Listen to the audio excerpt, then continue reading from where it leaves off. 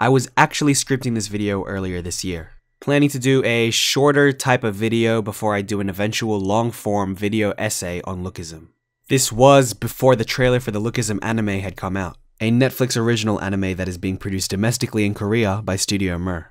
So I took the announcement as a sign to finish this video as soon as possible before the release of the anime, so we can all be on the same page before the anime comes out, and I can make a video comparing the manhwa and the anime, and you, the audience, have read Lookism already. So without further ado, I present to you why Lookism is a must read. Doing our best, doing our best, doing our doing our best. We're doing our best. We're doing our best. We're doing our best. Lookism is a long-running webtoon written by Park Tae-jun in 2014.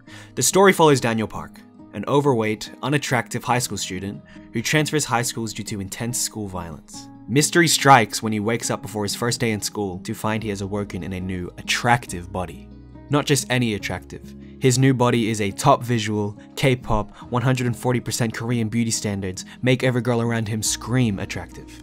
This Freaky Friday plot is a good setup for a slice of life, weekly shenanigans plot, as Daniel balances his night activities as the fat Daniel and his school life in the day as attractive Daniel. This is the impression the official Line Webtoon YouTube trailer gives. But for reasons we'll get into, Lookism is so much more than that. This may also be the route the Netflix adaptation may take as well, but we will see. The characters in Lookism are some of the strongest and most likable characters in anything I've ever watched or read, mainly in part due to the fact that Lookism has been running for 8 years. An ever-expanding core cast of characters, all of which you will remember the names of, gives the manhwa a sense of personality and gets you invested in the story and what happens to the characters next. For the purposes of this video, I'll be using the names the English webtoon refers to each character as. For example, Park Hyung-suk as Daniel Park. Daniel Park is for the most part a likable character, one that the readers sympathize with and root for as the story goes on. Daniel has multiple character arcs, a lot of which dealing with Lookism and how people treat his two bodies differently, as well as his relationship with his mother and their problems with money. One of the many long-term major plot points of Lookism is to do with how Daniel Park has two bodies, and the question of how everybody around Daniel will react to the two actually being the same person. It is quite a novel but fun plot element, as Daniel befriends the same group of people with the two bodies, one of which fitting in as the attractive popular boy at school, and the other being the chubby Four Eyes who works late night at the convenience store. This dual body that Daniel has is expanded upon as the plot progresses, seeing its use in very creative and fun scenarios that Park Tae-jun skillfully demonstrates.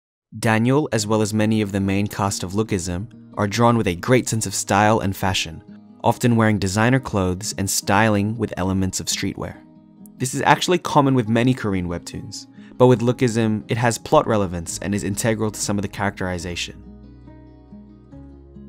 For Daniel, Namsu, a minor character, discovered Daniel was wearing cheap clothes, a no-name brand shirt, no watch, an old bag, and the same Converse shoes. This starts some rumors in the school that Daniel could be poor, resulting in one of the other main characters, Jae-hong, a secret Chaebol son, gifting Daniel bags full of clothes for his birthday, under the guise that they are all cheap and he was throwing it out anyways. Daniel then attends school the next day, wearing a Balmain coat, Valentino shoes, Givenchy backpack, and a Hublot watch. Hublot? What the f***? This is quite a creative way for Park Tae-jun to draw Daniel in designer clothes while still remaining a poor character, and also reminds the readers whenever Daniel is wearing designer clothes about Jae and Daniel's friendship. This is just one small example of Park Tae-jun's storytelling and how it can be rewarding for long-time readers. Without getting too spoiler heavy, I will briefly talk about Daniel's strengths and weaknesses. His strengths include his innate ability for combat. He is able to pick up on fighting through experience, first seen copying Logan Lee's Gomu Gomu pistol against Zack Lee. This is present in both bodies of Daniel and is expanded upon later in the series. Good looks. His good-looking body in the universe of Lookism is good-looking to an unbelievable level. His good looks and natural charm are so powerful that it cannot be discounted as one of his key strengths. His good looks affect every female character, as well as being acknowledged by male characters. This allows him to get jobs and opportunities, as well as later in the story, to be able to do reconnaissance in many scenarios using his good looks. Likeability. His experience as a bullied teen has given Daniel the experience of genuine kindness and empathy. This is noticed by other bullied teens in the high school whom Daniel befriends, as well as non-bullied students in J-High as well. And now for his main weakness, his naivety. As someone who didn't socialize a lot with friends, Daniel gets himself into a lot of situations where his naivety causes him to be taken advantage of. Whether it is getting himself into jobs that are exploitative, or getting manipulated by girls, his naivety gets him into situations. Despite being the main character of Lookism, a lot of time is given to the various other characters that Daniel meets along the way, friends and foes. Many of these characters get in-depth and heartfelt backstories that are at times more captivating and interesting than Daniel's own. Due to this being an introductory video, I will only be analyzing one of these characters' backstories to demonstrate Park Tae-jun's great storytelling ability. That character being none other than Eun-tae Lee, also known as Vasco.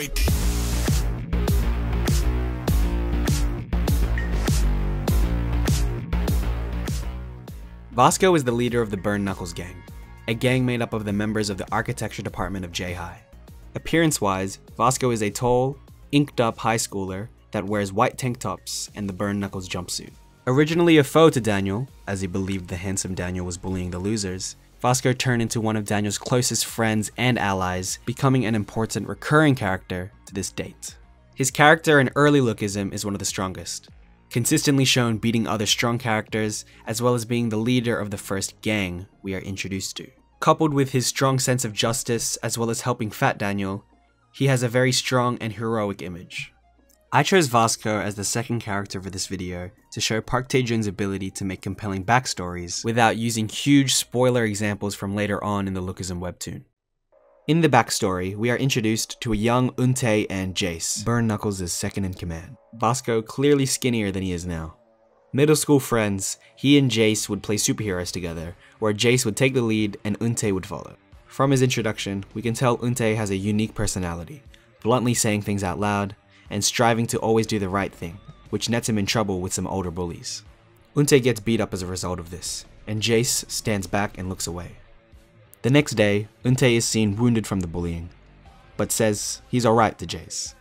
Jace choosing to push him away as to not be involved with any further trouble.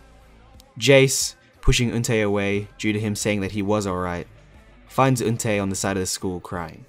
Despite clearly not being alright, Jace decides to push him away even more. This is pivotal characterization, as up until this point, Jace has been shown as a complete loyalist to Vasco and the Burn Knuckles gang. The next day, Eun-tae does not turn up to school, the older boys bullying Jace as a way to fill in the hole Eun-tae left. Jace being bullied alongside a glasses-wearing kid nicknamed Sakata, a new character introduced in this backstory.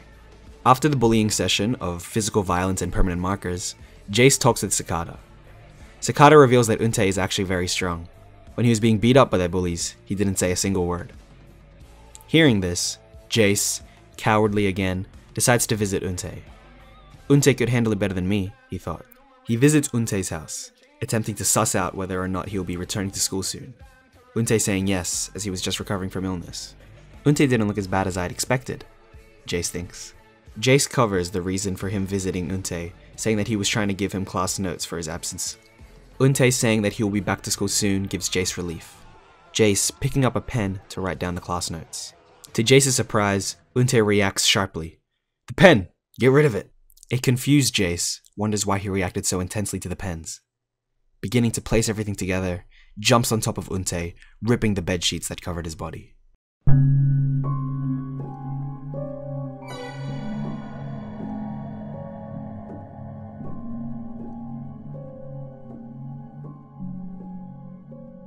Brandings, carved into Eun-tae's chest, left Jace horrified.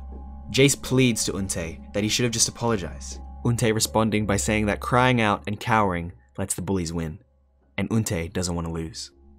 Eun-tae fighting this battle in his own way inspires Jace to stand up to the bullies and ask them to stop bullying Eun-tae.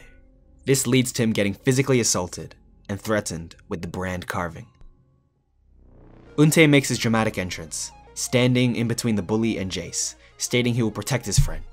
Eun-tae protects Jace, throwing wild punches that, although not hitting, prove his unrelenting spirit and persistence. Jace begs the main bully to stop after seeing Untei get beat up, to which the bully responds by beating him up. The other bullies, sensing the bullying was getting too severe with the risk of getting into serious trouble, attempt to leave the classroom. The first bully who is exiting the classroom is seen flying and crashing into the wall, a character now being introduced for the first time.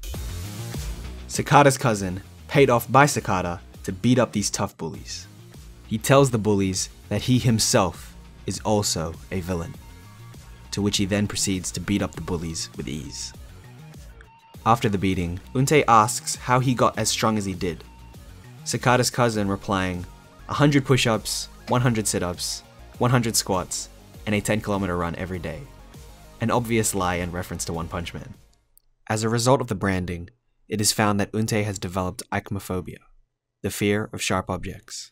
Jace decides to help with Untei's aichmophobia, as well as get the carvings covered up by getting matching bird tattoos with Untei, begging a tattoo artist for days to tattoo children.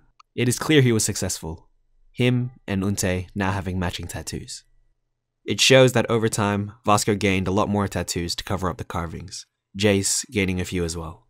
The story ends on a light note, with Untei's nicknamesake being revealed, as the superhero action figure Hero Man's real name is Vasco. Vasco stating, however, that Jace is his Hero Man. Vasco then asks Jace why he got the cartoon E.T. as his Hero Man tattooed on him, to which Jace quietly thinks to himself that E.T. stands for Untei, the backstory ending. This backstory demonstrates a lot of what makes Lookism backstories great. A lot of the elements being present in future, better backstories in the future. It explains many of the key characteristics of Vasco, his strong sense of justice and heroism to those who are weak.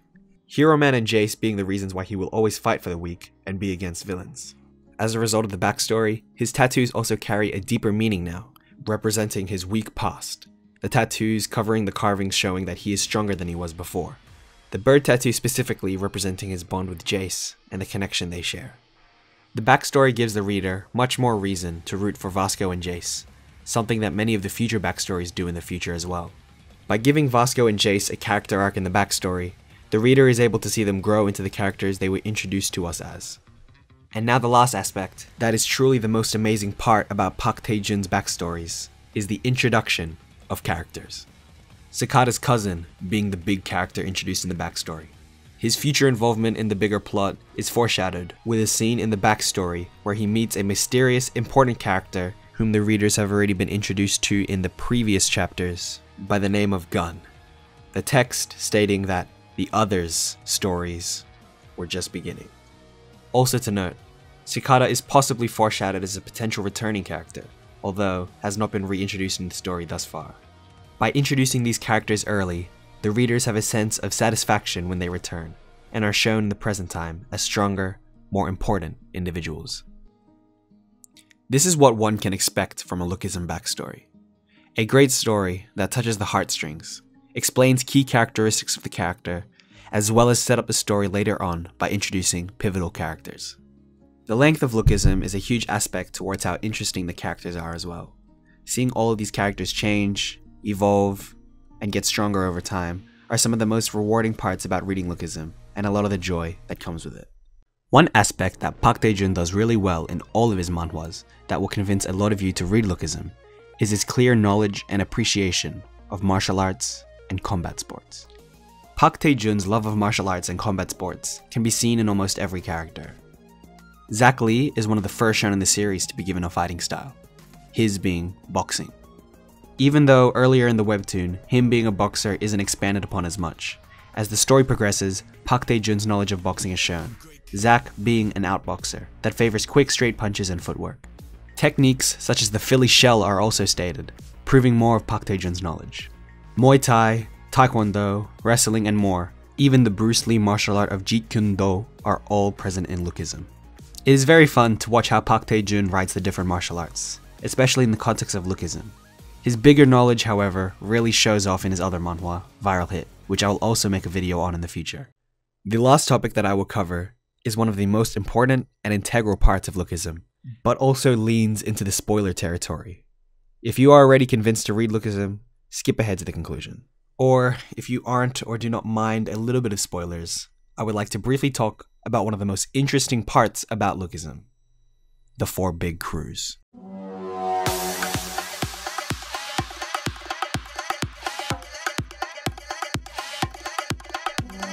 Present-day Lookism actually does not center its story around the high school hijinks and funny scenarios that the webtoon trailer may make you believe, but actually centers around a high school gang action drama that is more akin to the likes of Yakuza and Bosozoku stories. This is where the 4 big crews come into play, the unification of which being Daniel's main challenge to complete, as to learn the truth about his double bodies. The first crew introduced is Gangso's Big Deal, led by Jake Kim. Introduced in the Illegal Toto arc, we are introduced to Jake Kim, a violent and unlikable leader that preys on the weak and susceptible through rigged online gambling. Gambling actually being illegal in Korea in and of itself. Big Deal as a crew are shown wearing black suits with white shirts, always showing respect to their leader. The evolution of Big Deal and the members within it are interesting, their involvement within the plot and their entanglement with the main cast growing as the story goes on, making Big Deal a topic I really want to talk about in my longer, spoiler-filled video. The second crew introduced is God Dog. Taken over by a new young hothead recently changing its name, God Dog is a crew that is characterized through their graphic hoodies and young leader. The introduction and integration of God Dog and their involvement with the main cast, one character especially, is very fun to watch, as the introduction of the leader in particular is done in quite a spectacular way. The third crew introduced is named Hostile, a crew under a civil war. 2 sides in the same crew, battling for a major takeover, the leaders of the 2 sides at odds. The story and integration with the main cast again is extraordinarily done, and will most definitely be talked about in the longer video. The fourth crew, named Workers, is introduced very late into the webtoon. As this is an introductory video, I will only describe Workers how they are described by other characters early in the story. They are said to be a group beyond the teenage level, more like an enterprise rather than a crew. Seeing how Daniel has to face such organization and structure in an attempt to unite the 4 crews is interesting and very fun to read. These 4 crews will have battles with each other, create alliances, burn bridges, and more. The world of Lookism is ever evolving, making the crews feel real, and the dynamic between all 4 all the more interesting. I haven't even talked about who is behind the 4 crews, why they exist, and why somebody wants them unified, all of which integral to the overarching plot of Lookism. With that, the video is over. I hope this video has convinced at least some of you who haven't read Lookism to go and read it. I will leave links on how to read Lookism down below, as well as all of the videos used. I also hope that if you are already a fan of Lookism, this video was a fun look at early Lookism, as well as give a bit of hype before the Netflix anime release. Share this video with your friends if you want to convince them to read Lookism. I hope the Netflix anime takes the source material and adapts it well. With the limited episode count I'm sure it was only given, I assume the idea of the 4 big crews may only be slightly touched upon. If not, the last scene is a cliffhanger.